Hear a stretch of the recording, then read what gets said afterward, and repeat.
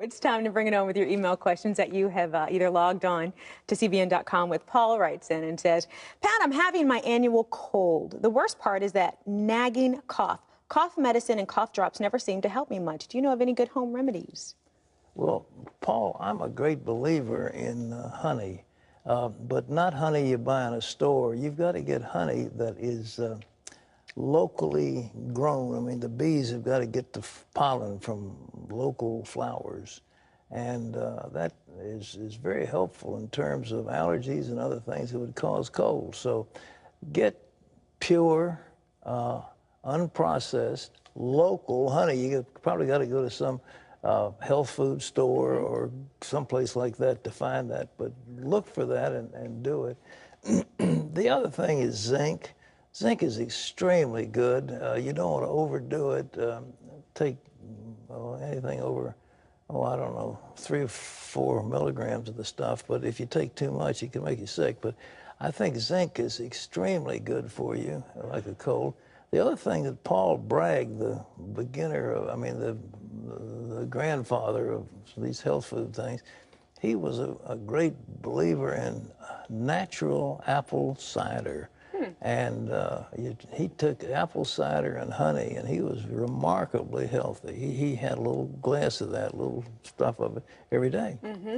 Honey and apple cider vinegar. We know the key, too. I was talking to my sister about this the other day, because she always gets like this big time cough, and I always know when she runs her body down, she's too exhausted and doesn't get enough sleep and doesn't eat properly. So the best thing is just preventative. Keep your measures. body healthy to begin with, and it won't be subject to these diseases. Exactly. All right, Aaron writes in and says, my goal is to go from 250 pounds to 175 pounds, which is the proper weight for my body type. Is this possible for anyone to lose a large amount of weight without having extra skin or stretch marks, and if it's done through proper diet and exercise? Aaron, you didn't say how old you are, but I presume you're in your 30s or 40s. If you're a lot older than that, it's tougher. The older you are, the less resiliency your skin has. But the amount of weight you're going to lose isn't that much. I mean, 75 pounds isn't that much. And if you take it down, if you had a pound a week, 52 weeks in a year, you've lost 50 pounds. A year and a half, you've got your weight off. But while you're doing that, your skin is adjusting to that little bit, and it's tightening up, tightening up. The other thing that you want to do is to exercise, especially with aerobics. If you do walking or jogging or bicycling or something like that, it will help tone your body and the skin will come down.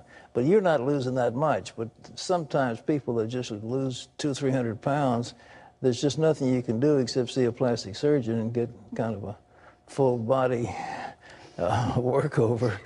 Take some of that skin off. That's true. But you know what? What I've discovered is, without telling too much of my information, well, you know, women sometimes after we have a child, our little belly can be a little bit flabby. Not that mine is. Yes, of course. Who am I kidding? Anyway, but you know, weights and bands actually really help. Just the resistant bands and weights really helps build your muscle up while toning your skin. Well, I think to add light weights along with aerobics is the way to go. Yeah. All right. Okay, Carolyn says, I'm a big coffee drinker, but people say tea is much better for me and say it's actually has health benefits. So what kind of benefits does tea really have? Are you tea or coffee, Pat? Oh, tea. I haven't drunk coffee for years. I got home to my apartment. I had such a horrible headache. I'd been up fasting, and my head was about to kill me, and I said, Lord, if you'll take this away, I'll never touch coffee as long as I live. And all of a sudden, like a hand went over my head, and the headache left, and I said, wait, give it back. Be careful what you pray for. I haven't had coffee since. Anywho, tea is good for, let's see, cancer. It will accelerate your fat-burning mechanism in your body and help you to burn fat faster.